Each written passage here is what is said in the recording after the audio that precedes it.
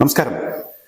ഇതുവരെ ഇസ്രായേൽ നടത്തിയ എല്ലാവിധ ഭീകരതകൾക്കും നരനായാട്ടുകൾക്കും കൂട്ടുനിന്ന അമേരിക്ക അവസാനം വെള്ളരിപ്രാവുകളായി, സമാധാനത്തിന്റെ വെള്ളരിപ്രാവുകളായി അവതരിച്ചപ്പോൾ ഇവിടെ ഇസ്രായേലിനെതിരായിട്ടുള്ള ആക്രമണത്തിന്റെ വ്യാപ്തി വർദ്ധിക്കുന്നു എന്നുള്ളതാണ് യാഥാർത്ഥ്യം.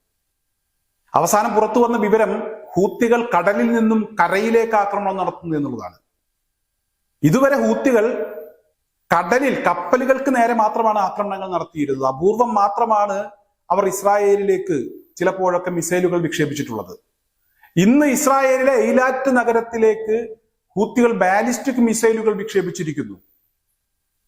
എയ്ലാറ്റ് നഗരത്തിൽ ഉടനീളം അപായ സൈറണുകൾ മണിക്കൂറുകളോളം മുഴങ്ങി എന്നാണ്. മണിക്കൂറുകളോളം ഇസ്രായേലികൾക്ക് പുറത്തിറങ്ങാൻ കഴിയാത്ത വിധം വലിയ രീതിയിലുള്ള ഒരു ഭയം ഇന്ന് ഹൂത്തികൾക്ക് സൃഷ്ടിക്കാനായി എന്നുള്ളതാണ് ഏറ്റവും പ്രധാനപ്പെട്ട വിവരം. ഇത് അമേരിക്ക സമാധാനത്തിന്റെ വെള്ളരിപ്രാവുകളായി അമേരിക്ക അവതരിച്ചപ്പോഴാണ് ഇപ്പോൾ ചുറ്റുനിന്നും ആക്രമണങ്ങൾ ശക്തമായിക്കൊണ്ടിരിക്കുന്നത്.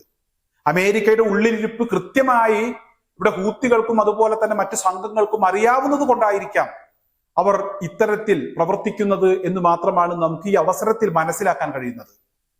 മറ്റ് പ്രധാനപ്പെട്ട ചില നീക്കങ്ങൾ കൂടെ നടന്നിരിക്കുന്നു എന്നുള്ളതാണ്. അമേരിക്കയെ ഒറ്റപ്പെടുത്തുന്നതിന് വേണ്ടിയുള്ള ചില നീക്കങ്ങൾ ഇപ്പോൾ പല ഭാഗങ്ങളിൽ നടന്നുകൊണ്ടിരിക്കുന്നു. ഏറ്റവും പ്രധാനപ്പെട്ടത് സൗദി അറേബ്യ അമേരിക്കയുമായുള്ള ചങ്ങാത്തം തൽക്കാലം അവസാനിപ്പിക്കാൻ തീരുമാനിച്ചിരിക്കുന്നു. റഷ്യയുമായി സൗദി അറേബ്യ കൂട്ടുകൂടാൻ തീരുമാനിച്ചിരിക്കുന്നു. റഷ്യയുമായി കരാറിൽ ഒപ്പിടാൻ തീരുമാനിച്ചിരിക്കുന്നു. ഏറ്റവും പ്രധാനപ്പെട്ട ഒരു വിവരം, 12 വർഷങ്ങൾക്ക് മുമ്പ് പൂട്ടിക്കെട്ടിയ സൗദിയുടെ എംബസി സിറിയയിൽ വീണ്ടും തുറക്കാൻ തീരുമാനിച്ചിരിക്കുന്നു. അതും റഷ്യയുടെ ആവശ്യപ്രകാരം. റഷ്യയാണ് വീണ്ടും സൗദിയുടെ എംബസി ഇവിടെ സിറിയയിൽ തുറക്കണമെന്ന ഒരു ആവശ്യം ഉന്നയിച്ചിരിക്കുന്നത്. അതിനുവേണ്ടിയുള്ള എല്ലാവിധ നടപടിക്രമങ്ങളും പൂർത്തീകരിച്ചിരിക്കുന്നു. അതുപോലെ തന്നെ ഇറാഖ് ഗവൺമെന്റ് ഔദ്യോഗികമായി തന്നെ ഒരു കാര്യം അമേരിക്കയോട് ആവശ്യപ്പെട്ടിരിക്കുന്നു എന്നുള്ളതാണ്. പൂട്ടിപ്പൊക്കോളണം ഇറാഖിലെ അമേരിക്കൻ എംബസി, മതി, നിങ്ങളുടെ എല്ലാവിധ പ്രവർത്തനങ്ങളും സഹായങ്ങളും അവസാനിപ്പിക്കുക. ഇവിടെ നിന്നും പൂട്ടിപ്പോയില്ലെങ്കിൽ മരണത്തിന്റെ തോത് വർദ്ധിക്കും എന്ന് ഇറാഖ് ഗവൺമെന്റ് ഔദ്യോഗികമായി തന്നെ അമേരിക്കയോട് ആവശ്യപ്പെട്ടിരിക്കുന്നു. അതായത് മിഡിൽ ഈസ്റ്റിൽ നിന്നും അമേരിക്ക എത്രയും പെട്ടെന്ന് സ്റ്റാൻഡ് വിട്ടോളണം. മിഡിൽ ഈസ്റ്റിലെ അമേരിക്കയുടെ പ്രാധാന്യം അവസാനിച്ചിരിക്കുന്നു. ഇനി റോളില്ല. നിങ്ങൾ ഇവിടെ വന്ന് ചോര കുടിക്കുന്ന ഒരു ചെന്നായിയുടെ റോളിലാണ് ഇവിടെ നിങ്ങൾ ഇപ്പോൾ അവതരിച്ചിരിക്കുന്നത്. നിങ്ങളുടെ പ്രവർത്തനങ്ങൾ അത്തരത്തിലാണ് നടക്കുന്നത്. അതുകൊണ്ട് തന്നെ എത്രയും പെട്ടെന്ന് ഗൾഫ് മേഖലകളിൽ നിന്നും നിങ്ങൾ പൊയ്ക്കൊള്ളുക, അപ്രത്യക്ഷമായി കൊള്ളുക. സൗദി അറേബ്യ പോലും അമേരിക്കയെ കൈവിട്ട ഒരു സാഹചര്യം, റഷ്യയുമായി അടുക്കുന്ന ഒരു സാഹചര്യം ഇപ്പോൾ നിലവിൽ വന്നിരിക്കുന്നു. അമേരിക്ക കൊണ്ടുവന്ന കരാറ് അതിന് ഒരു വിലയും കൽപ്പിച്ചില്ല എന്നുള്ളതാണ്.